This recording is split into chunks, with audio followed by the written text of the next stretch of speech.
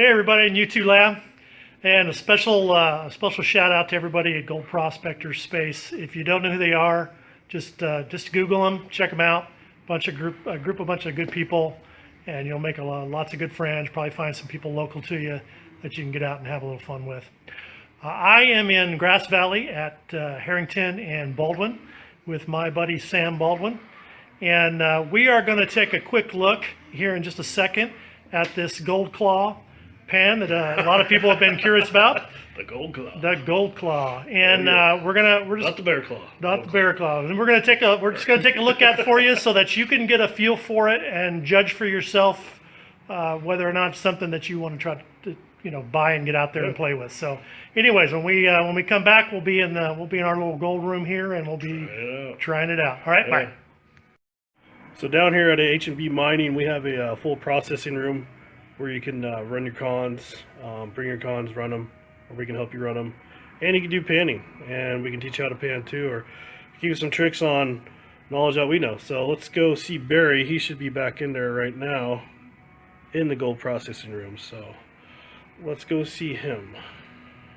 So there's Barry waiting for us in the gold processing room. Let's go see what he's up to.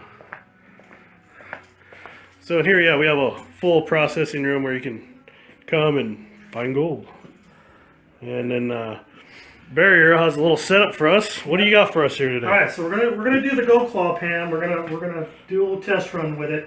It does come, at least my kit came with the pan and a little container of material. It has a little bit of gold in it, probably 20 mesh, about a half a dozen specks. We're not going to use their material, and the reason being is their material doesn't have things like silts and clays and fines with it. That's really going to give you a depiction of what you're most likely going to run into out there. So what we did is we took some material from our yeah, it's a real clay mix, drift mine. It's been slacking for a while, but it's an old blue lead. So we got some clays, we got some real sandy, real heavy mineral, black sand, even lead material. So we mixed those two guys together just to have something that we knew we were going to have some gold in, plus some of the conditions that you're going to run into out there. Going into it, before I even start panning this guy, let me make a couple of quick observations. Good pros and cons.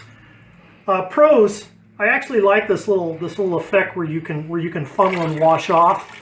That's a nice little feature. And then I don't know if it can be seen, but there's these little micro. Yeah, you can see them right there. Yeah, these little micro grooves here. That's actually good for catching the fine gold as you're washing it too. Although I would extend it on.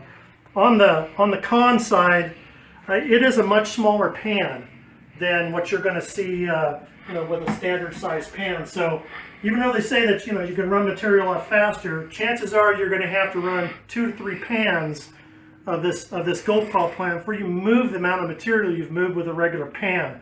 So keep that in mind when you're weighing this. And my interest in this pan is so I can get out when I'm prospecting and move real quickly through an area and just slam through some test holes and get out and get on to the next area. And so it was intriguing to me, and that's the reason I bought the pan, and we're going to just take a look and see how it goes. One of the other cons that we found is that there is no good shot. There is no walls here. So when you go to do rinsing, once you've loaded this with black sand and you go to do rinsing, the path of least resistance is going to take that water out, and that water is going to want to wash those black sands with your fines out. And it is going to catch in here. It is not all going to catch in the primary location. No. So you've got to keep that in mind. So my suggestion to the people of GoldClaw, when they go into version 2, put a wall in there. That really needs to be in there. Mm-hmm. So agreed. If you watch their video, here's the way that they show you how to do it. I'm going to do it exactly the same way. Now again, we're using some material that's going to have a little mixture of about the 20 mesh they have all the way down to some flour gold. Yeah, we're talking 100 minus easily. So they have you hold it like this, and they have you start working it like this.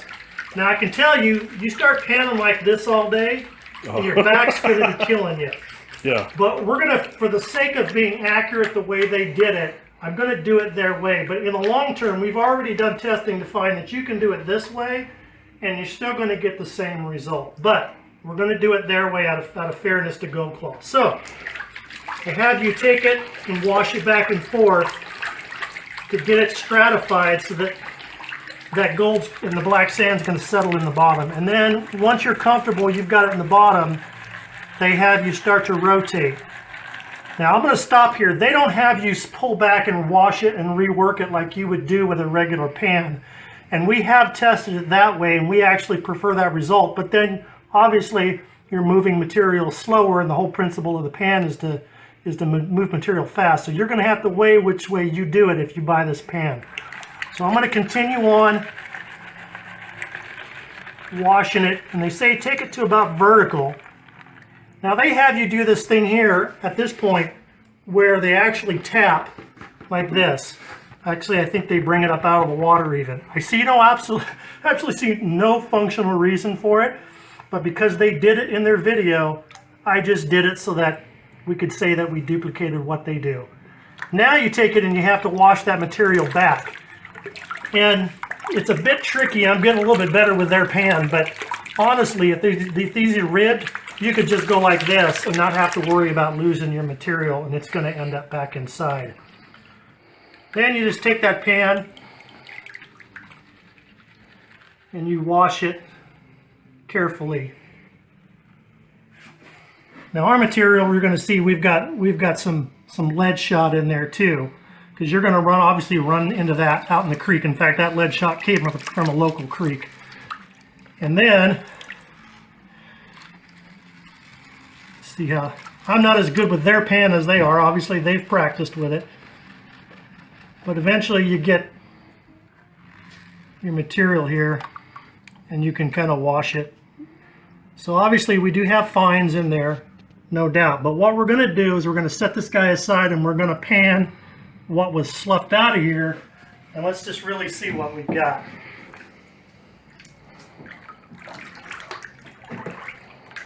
So here's the residual. I probably should have set it in there with nothing in it and shown you that so that you know that there was nothing in there before, but so be it. You're going to have to take my word on that one. Now, everybody pans differently. I do a swirl action, so my gold's going to stick in this corner. So we're going to go ahead and just kind of wash this. And we're going to do it fairly fast so we can keep the video short. And then we'll just see what, if anything, that the GoldClaw missed. That's close enough to get us where we can tap it down and start washing some of it. And as you can see, unfortunately, there's quite a bit of gold washing out of those black sands. Now, out of fairness to GoldClaw, I'm going to keep playing with it. Any pan that's unique, you have to fiddle with it and get to the optimum use of it. But the first run with it, all I can say is I'm a much bigger fan of a standard pan. Yeah. But if I get good with it and I know that I can catch 90% of the gold with it, then if I can move 50% more material, my gain is about a third more gold in the pan throughout the day. But that doesn't mean I'm going to be able to get there unless I can get that pan to actually catch 90+% of the gold. And so far, we've been fiddling through the day, and we're just not there yet. So, buyer beware. I'm not against it, but I wanted you to see it so that you could judge it before you hop in at roughly $30 plus. Is it really plus $30? after shipping? Wow. That's a big expenditure. Now, if it produces what you want it to produce, it's worth every penny. But the verdict's still out for me. So, anyways, thanks for watching. God bless, and hope there's gold in your pan out there. Cool.